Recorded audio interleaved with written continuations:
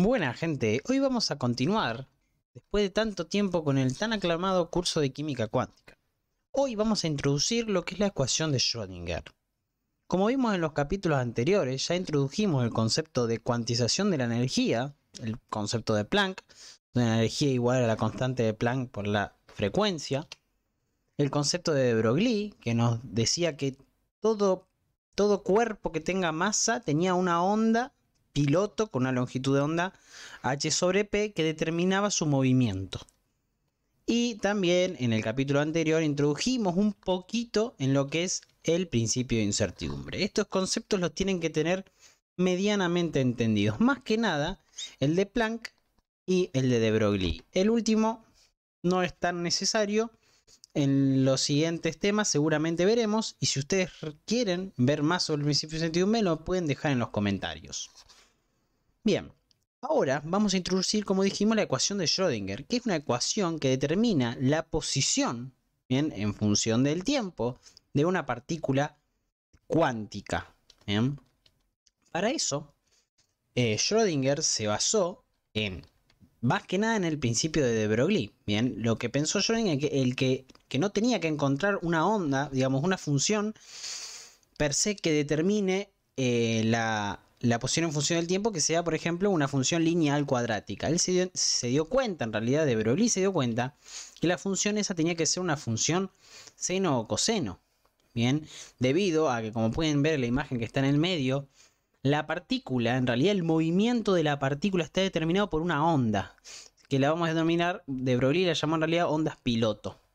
Bien, Schrödinger usó el término de función de onda.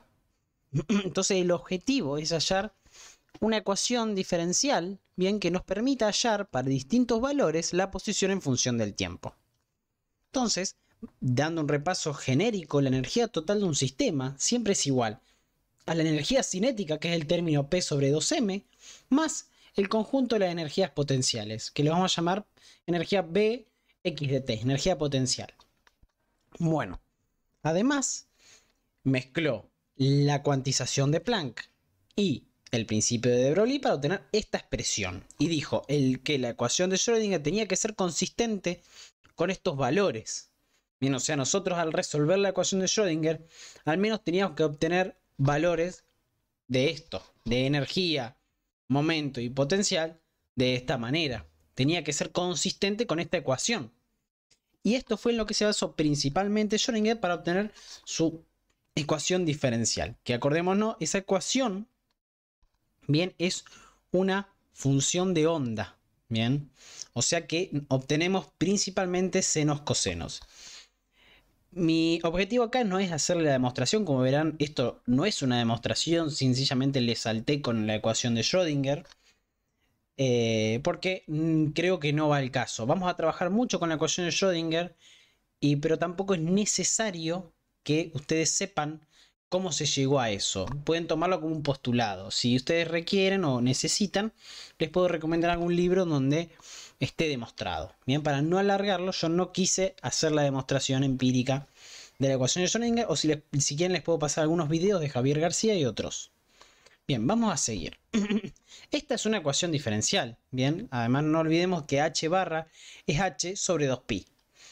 Esta ecuación diferencial es bastante compleja de resolver, porque no solo es una ecuación diferencial que tiene la derivada y la derivada segunda y la función, sino que tiene dos variables. Entonces nuestro objetivo es eliminar alguna de las variables. Bien, haciendo decimos, bueno, a ver, la función de onda x de t la podemos dividir en una función que dependa del tiempo y una función que dependa de la posición directamente. Lo que hacemos ahora es decir, bueno, aplicamos el concepto de derivadas parciales, sustituimos y derivamos. Fíjense que vamos a tener un puntero láser acá, que ahora ya no está la derivada en dos dimensiones, sino la derivada en una dimensión, porque la derivada de esto queda exactamente esto. Y acá pasa lo mismo, porque acá está derivado con el tiempo, entonces queda solamente adentro la que tiene la variable tiempo. Posición, la que tiene la variable tiempo queda afuera. Y acá simplemente queda f y psi. Fíjense que esta es psi mayúscula y esta es psi minúscula. Estos son los símbolos que vamos a utilizar para la función de onda y para la función de onda con respecto al tiempo. Y esta con respecto a la posición y esta con respecto al tiempo. Bueno, continuamos un poquito y vamos a hacer un trabajito algebraico. Bien, vamos a dividir por f y psi minúscula en ambos lados de la ecuación, obviamente. Y nos quedan estos términos. Bien, fíjense qué importante que es esto. Fíjate, en este término de acá cancelamos phi x y en el término de acá cancelamos f de t. Acá cancelamos los dos. Qué importante de esto que nos quedó dos términos separados, que uno depende del tiempo y otro depende de la posición. Bien, al menos logramos separar, y como son expresiones distintas, pero iguales, las podemos separar y decir, bueno, ambas son iguales a un parámetro que vamos a denominar E. Bien, que ya vamos a ver que no se le puso de casualidad el nombre E, una constante. Esto es igual a una constante E, no se le puso de casualidad E. Y también, como para que tengamos una introducción, vamos a resolver el caso 1. Vamos a resolver esta ecuación diferencial. Porque al fin y al cabo, todas estas son ecuaciones diferenciales. Vamos a encontrar la ecuación diferencial que corresponde a la primera ecuación que depende del tiempo. Bien. Ese es el resultado de ahí. Y llegamos directamente diciendo, bueno, tenemos esta parte de acá. Vamos a despejar un poquito para que nos quede la derivada de la función con respecto al tiempo sobre función del tiempo igual al opuesto de todo este parámetro diferencial de t. Integramos en ambos lados. Bien. Y acá la integral de 1 sobre la función queda logaritmo de esa función. Y esto, como no tiene t en ningún lado, nos queda de esta manera, con el t acá. Acá me lo olvidé. Despejamos el logaritmo y nos queda que es e elevado a la menos iet sobre h barra. Bien, el parámetro c, bien, trabajamos algebraicamente un poquito y el parámetro c lo eliminamos de la ecuación porque lo podemos decir que está dentro de la función psi. Bien, o sea, ya que psi mayúscula es psi minúscula por la función de tiempo, podemos decir que ese parámetro está dentro de la otra función y tomarlo como irrelevante. Entonces nos queda una función con respecto al tiempo de esta manera. Bien. Ahora vamos con la otra función. Esto es muy importante porque resolvimos una ecuación diferencial y obtuvimos una función con respecto al tiempo. Bien, ¿cómo cambia en función del tiempo la ecuación de Schrödinger? Ahora vamos a resolver la otra parte. Bien, no vamos a resolverla en ecuaciones diferenciales, pero sí vamos a hacer un pequeño despeje. Vamos a sacar factor común psi, bien, quedándonos de esta manera. Bien, así sacamos el 1 sobre sí y acá que nos quedó arriba para que después se cancele y quede igual. Esto lo pueden comprobar si quieren, es álgebra básica. Si están haciendo un curso de química cuántica, asumo que estos pasos los pueden seguir bien, de manera sencilla. Y este psi minúscula lo pasamos multiplicando de este lado, quedándonos esta expresión de acá. Que esta expresión es la más importante, porque es la ecuación de Schrödinger independiente del tiempo. Que simplemente con un potencial podemos... Con un potencial que lo podemos determinar o lo determina la situación experimental, bien, podemos determinar la función de onda, bien, el potencial que puede depender en la mayoría de los casos que solo dependa de la posición, no la vamos a hacer depender del tiempo. Entonces, una vez nosotros resolvamos la función de Schrödinger independiente del tiempo, una vez que tengamos las soluciones, simplemente lo multiplicamos por el factor de tiempo y obtenemos la phi mayúscula.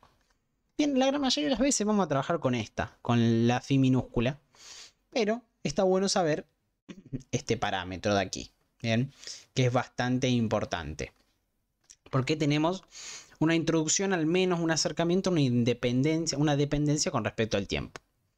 Todas estas funciones que estamos haciendo son funciones estacionarias porque no cambian en función del tiempo, están quietas con respecto al tiempo.